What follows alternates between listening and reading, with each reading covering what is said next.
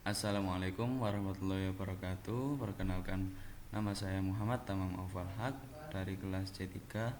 Saya di sini akan menjelaskan pengolahan data melalui SPSS.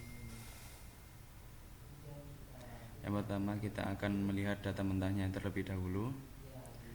Di sini judulnya pengaruh pemanfaatan teknologi tepat guna, kepemimpinan tokoh lokal dan peran lembaga lokal terhadap tingkat kepedulian masyarakat dalam mengelola pembangunan di desa X. Pernyataannya seperti ini ya teman-teman, Y, X1, X2, X3.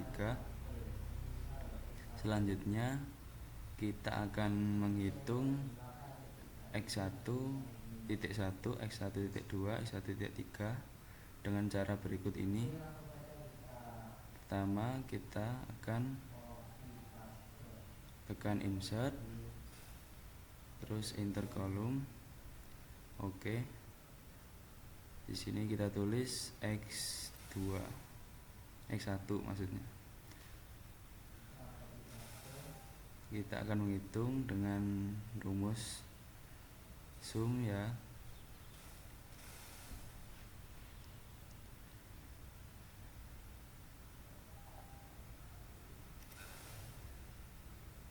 Biar semua data terisi otomatis, di sini kita akan menekan plus warna hitam, klik 2 kali ya teman-teman. Setelah itu kita akan melakukan hal yang sama terhadap data X2.1, X2.2, dan X2.3.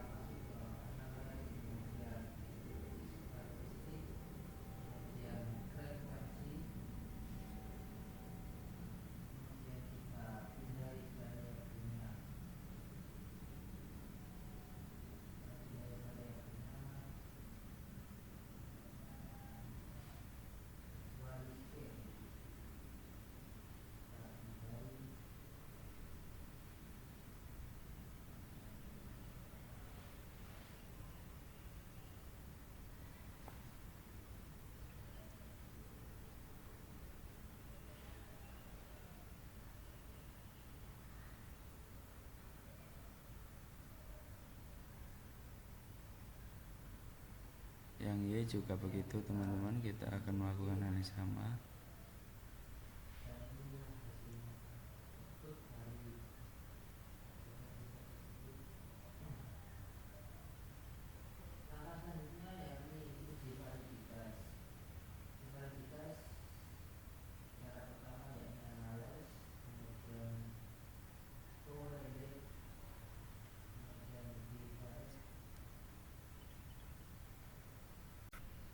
Baik, di sini datanya sudah terjumlah semua teman-teman. Selanjutnya kita akan beralih ke aplikasi SPSS. Di sini ada dua cara yang bisa kalian gunakan. Yang pertama dengan menulis data yang tadi manual, tapi saya akan menggunakan cara yang kedua yang lebih cepat. Saya akan membuka dulu data mentah yang tadi. Setelah itu copy ini kita copy dan paste di sebelahnya menggunakan paste yang itu, yang transport. Setelah itu kita mengcopy lagi dan kita pindahkan ke SPSS.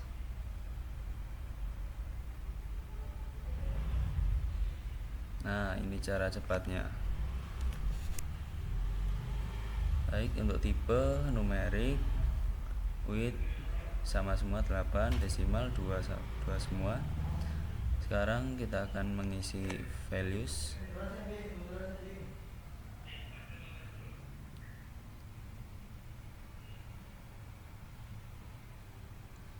Kita akan melihat dulu keterangannya. Yang 1 sangat tidak setuju, 2 tidak setuju, 3 ragu-ragu, 4 setuju, 5 sangat setuju.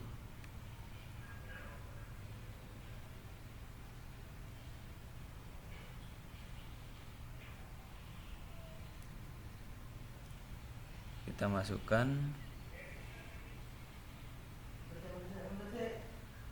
yang pertama, value 1 yaitu sangat tidak setuju. Kita tambahkan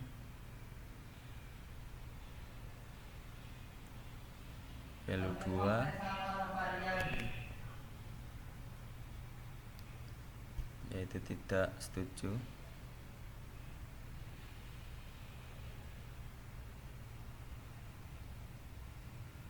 Value 3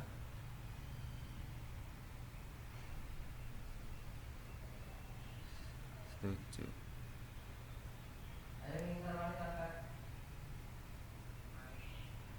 Mohon maaf, value nomor 3 ternyata salah. Kita hapus dulu. Value 3 yaitu ragu-ragu.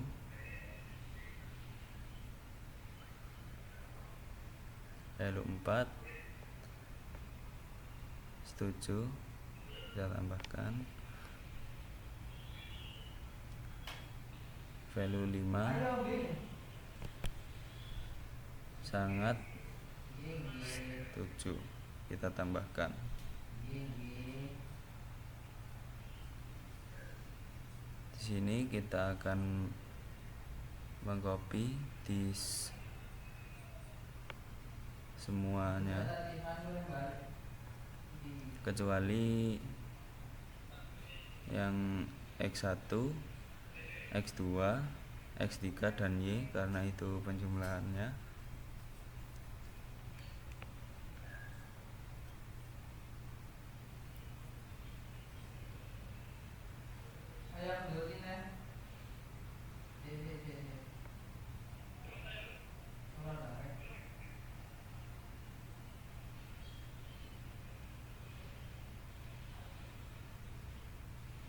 Ya, sudah selesai.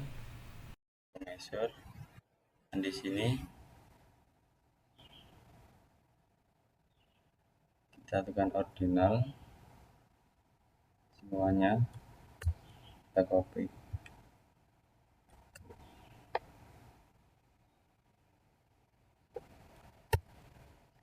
Hasilnya akan seperti ini, tapi yang X1, X2 dan X3 Y itu pakai scale.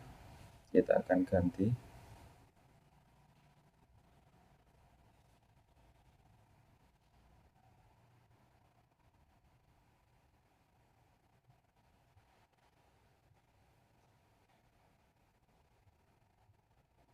Nah, ini hasilnya seperti ini.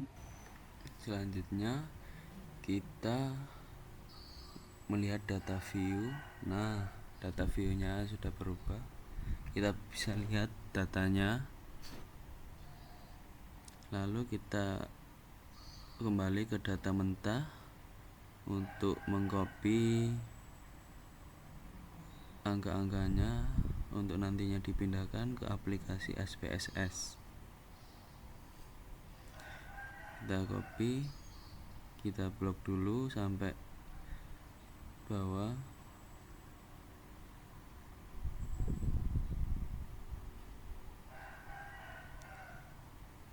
Kita Ctrl C, lalu kita pindahkan ke aplikasi SPSS. Di sini kita paste.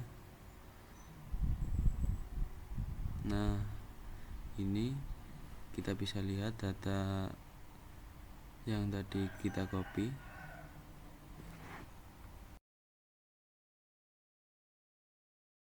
Langkah selanjutnya yaitu kita akan menentukan statistik deskriptif, uji validitas menggunakan korelasi Pearson product moment, uji reliabilitas menggunakan Cronbach's alpha, uji asumsi klasik, normalitas probability plot dan normalitas Kolmogorov-Smirnov, uji hipotesis, analisis regresi linear berganda, uji simultan F, uji koefisien determinasi, uji parsial T. Langkah selanjutnya kita akan menentukan statistik deskriptif terlebih dahulu. Di sini kita akan mengklik Analyze Descriptive Statistik.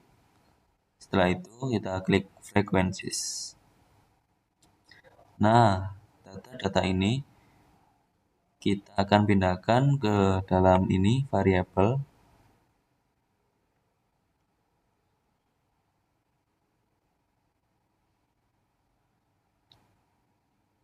Yang X1, X2, X3, dan Y tidak perlu kita pindahkan.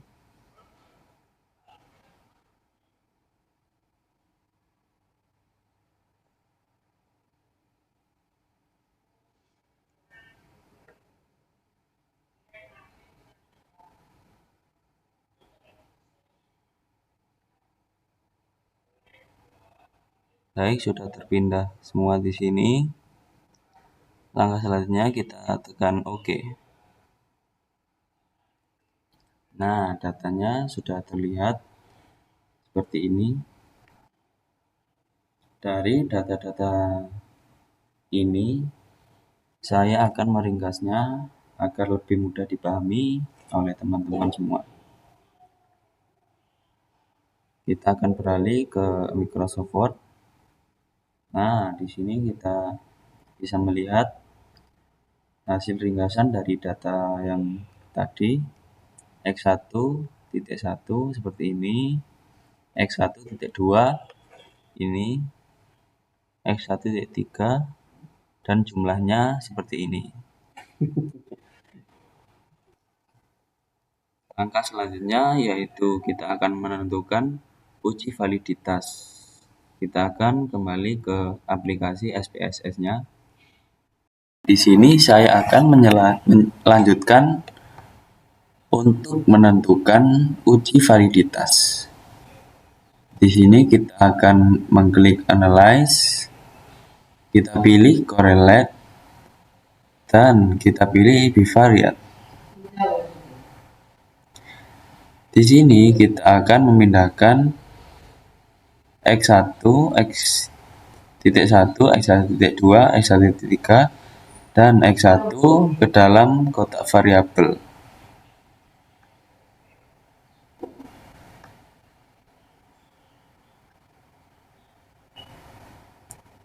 Selanjutnya kita akan memilih person, terus detail.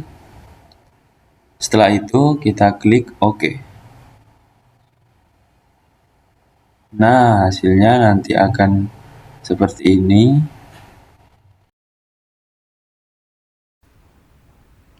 Baik, ini bisa kita lihat nilai R hitung dari X1 yaitu 0,772. Terus kita bisa lihat nilai signifikansinya yang ada di bawahnya. Kita lihat dari sig detail yaitu 0,000.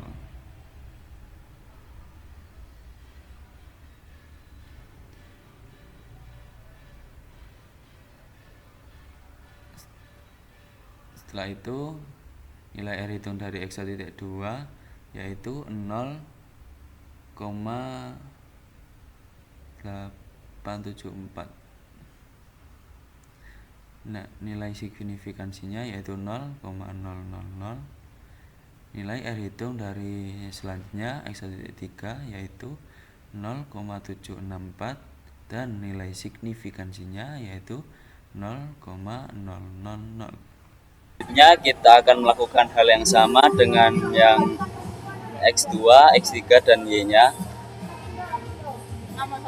Nanti jadinya seperti ini.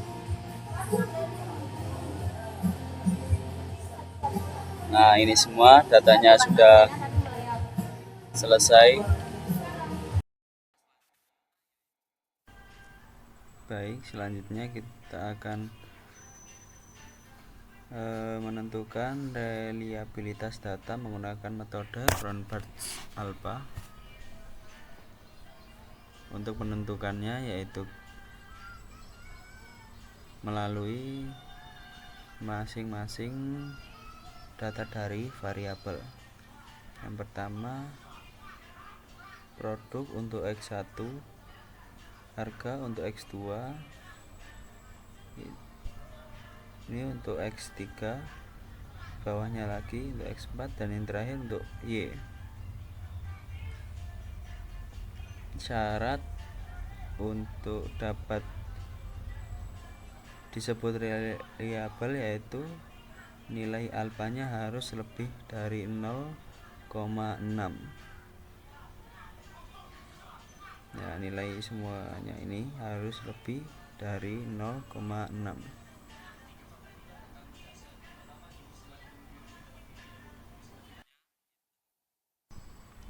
Selanjutnya, setelah selesai, kita akan mengeksekusinya.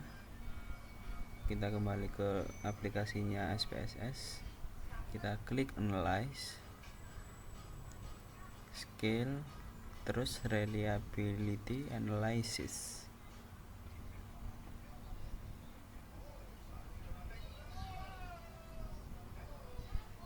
Di sini kita akan memindahkan X1.1 sampai X1.3 ke item, lalu modelnya alpha. Setelah itu kita klik OK. Nah, jadi di sini kita bisa lihat hasil nilai dari Cronbach's-Alpha yaitu 0,720. Nah, selanjutnya kita akan beralih ke uji asumsi klasik, uji normalis probability plot. Langsung saja. Di sini caranya kita klik Analyze, lalu kita cari regression, lalu linear. Nah, di sini dependent kita isi dengan Y, dan independent kita masukkan X1, X2, dan X3. Ya.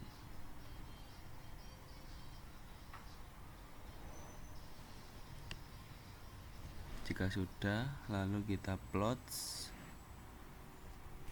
Di sini kita tekan normal probability plot, lalu klik continue,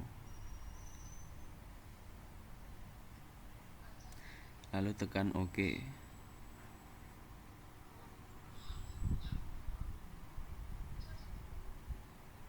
Nah, di sini kita scroll, nanti hasilnya akan seperti ini ya teman-teman.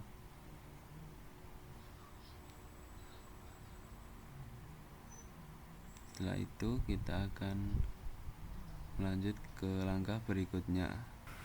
Kita klik Analyze, lalu kita cari non regression lagi, linear. Nah, lalu kita save. Di sini kita tekan residual yang unstandardized. Kalau sudah, lalu kita tekan continue. Langkah selanjutnya yaitu kita klik OK. Nah, nanti data-datanya akan seperti ini.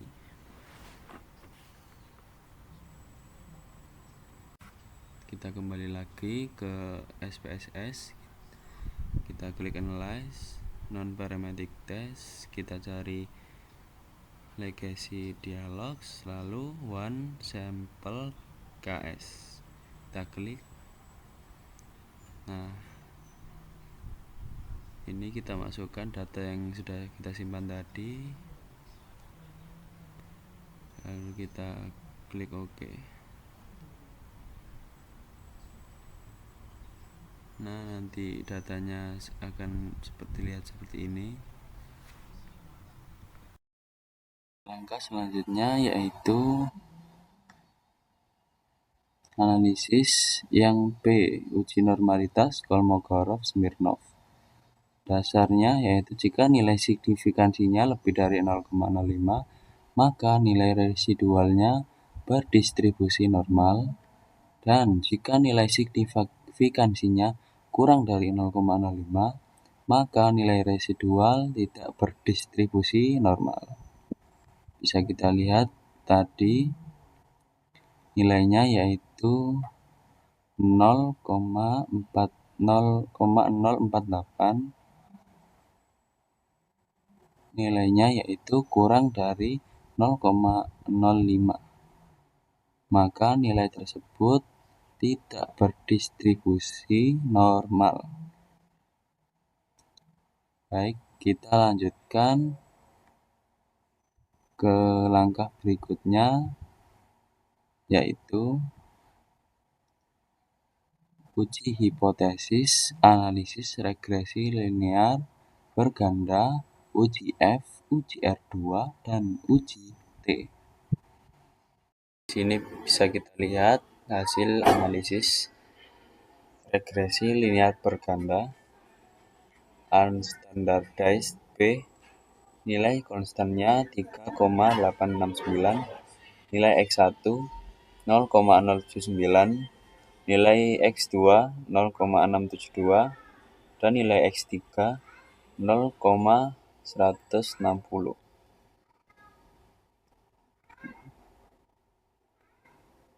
Nanti kita bisa melakukan persamaan yang hasilnya akan seperti ini, Y.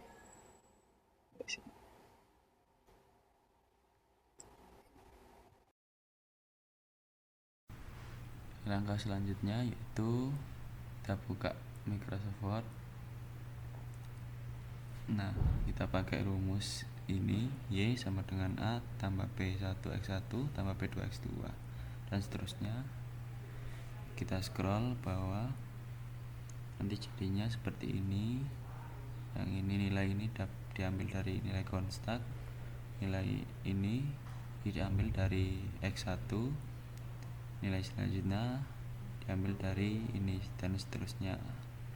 Kita scroll lagi. Hasil uji signifikansi menunjukkan bahwa masyarakat dengan signifikansi masing-masing sebesar 0,000 dan 0,147, P lebih kecil dari 0,05. Sebaliknya, variabel X1 tidak berpengaruh signifikansi terhadap tingkat kesehatan karena nilai signifikansi sebesar 0,504, P lebih besar dari 0,05. Dengan demikian dapat disimpulkan bahwa dalam uji hipotesis analisis regresi hanya X2 dan X3 memiliki pengaruh yang signifikan terhadap tingkat kepatuhan masyarakat dalam. Setelah itu kita akan beralih ke langkah selanjutnya, yaitu uji simultan F. Seperti ini kita praktekkan di Microsoft Word, dan ini hasilnya. Uji simultan F ini digunakan untuk mengetahui variabel secara bersama atau simultan dengan menggunakan Y. Dengan hasilnya kita bisa lihat lagi di SPSS.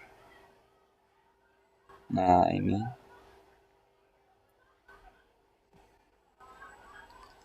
nilai ANOVA-nya yang sudah saya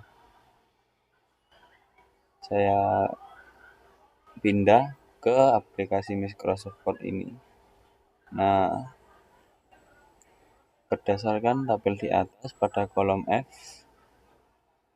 nilai F itu diperoleh 19.046 dan bernilai positif. Sedangkan pada F tabel diperoleh nilai dari DF1 sama dengan jumlah semua variabel kurangi 1, atau 4 kurangi 1 sama dengan 3.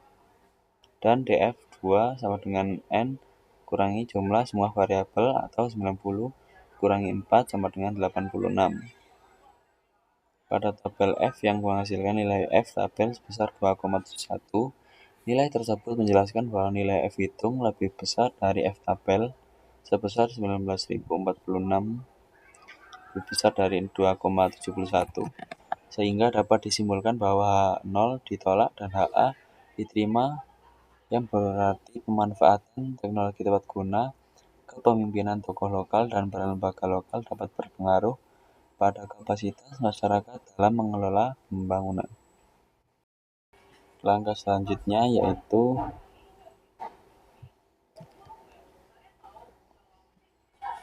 uji koefisien determinasi R2. Kita bisa kembali ke aplikasi SPSS-nya. Kita cari yang model summary. Nah, ini jadi nilai R square-nya 0,399. PWT dulu. Kita terapkan nanti kayak seperti ini, bahwa nilai R square-nya sebesar 0,675 kita jadikan persen terlebih dahulu dengan mengalikannya dengan 100. Nanti jadinya 67,5%.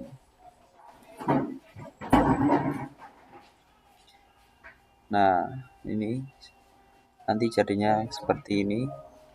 Berarti hasil analisis determinasi dari output model summary di atas dapat diperoleh nilai R square sebesar 0,399 dalam kurung 0,632 kali 0,632 atau bisa menjadi 39,9%.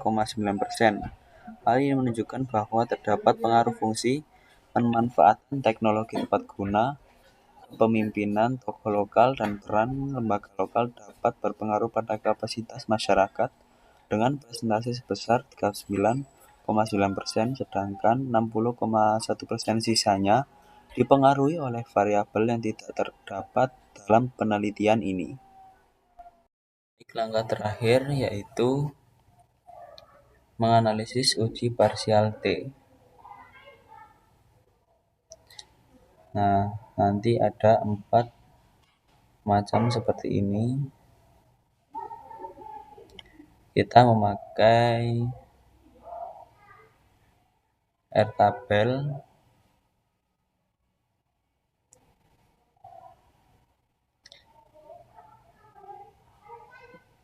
Nah, di sini untuk mencari R tabel, DF-nya sama dengan N kurangi 2. Jadi nanti kita pakai yang sebelah sini, yang warna biru muda. Tadi N-nya sama dengan 90 dikurangi 4. Berarti kita scroll dulu. 90 dikurangi 4 berarti 86. Nah, kita pakai yang ini 1,98861. Kita beralih ke Microsoft Word. Nanti jadinya akan seperti ini. Nah,